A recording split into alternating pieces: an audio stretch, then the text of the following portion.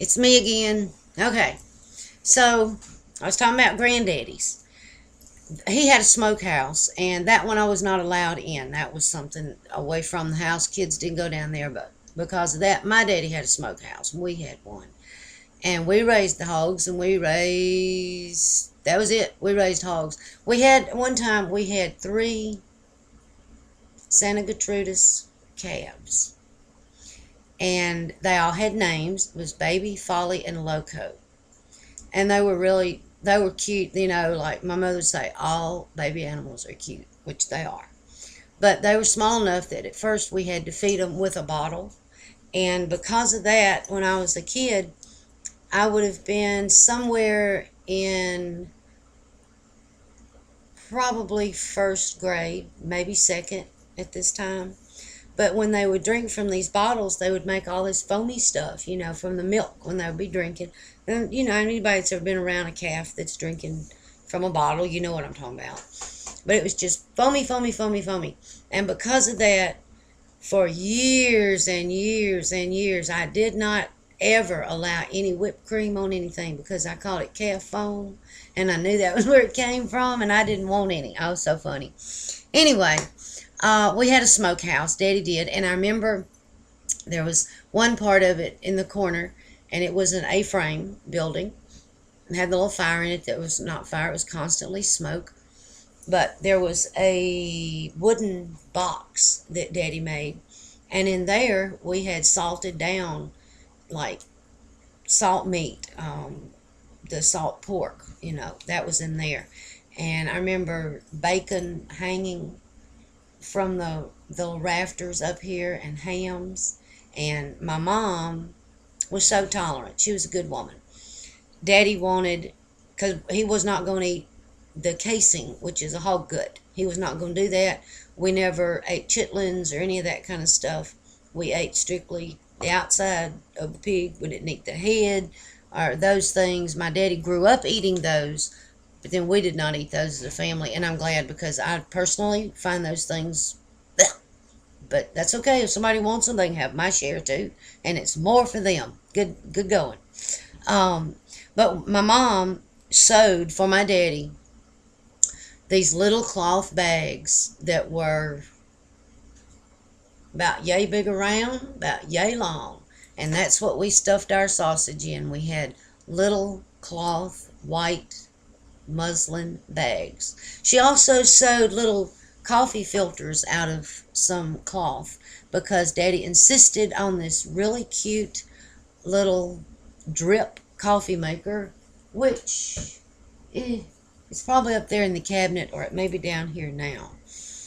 And I poured many of water in the top of that thing, pour it, let it drip, drip, drip, drip, drip. Pour it again, let it drip until finally you'd have, and it didn't make but like 2 cups.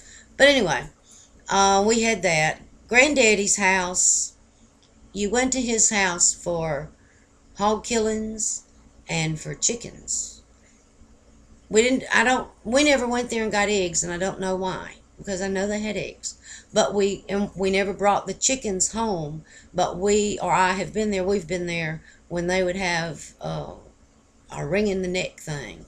And that was bizarre, because Granddaddy knew what to do, and boy, he'd grab that chicken and he'd pop it.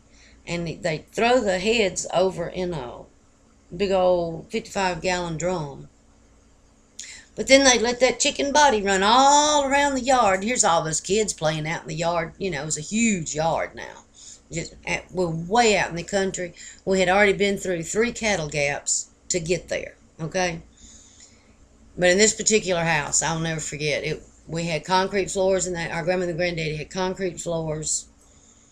I'm sorry to say they did not seem to have good manners at that point because, well, they had the best they could, I guess, because they had to bring in buckets of water to be able to flush their toilet. It was just really gross. You never went to the bathroom at their house. You tried to go before you went, and then you tried real hard not to need to go while you were there.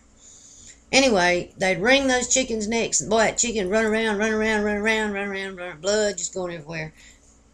That's just what it was. When they kill the hogs, that same barrel, which are ones like it, 55-gallon barrel, they'd put all this water in it, build a huge fire in it, and then after they kill the hog, You put him up by the back legs, split it, take all the innards out, and then you start cleaning it, whatever. But you had to scrape the hair off of it, and they'd scald it, so they put that old carcass down in that barrel full of boiling water and hot water, and they pull it out and they'd scrape it, get that thing, scrape it off and scrape it off.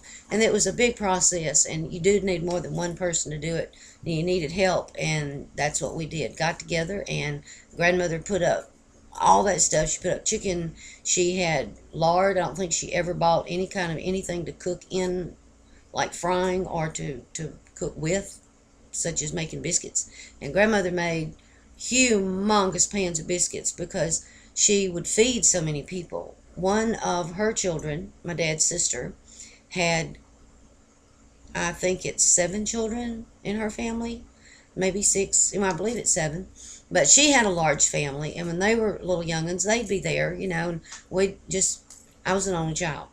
But here'd be all these people, and grandmother would cook, and that house that they lived in, God love her, did not have air conditioning.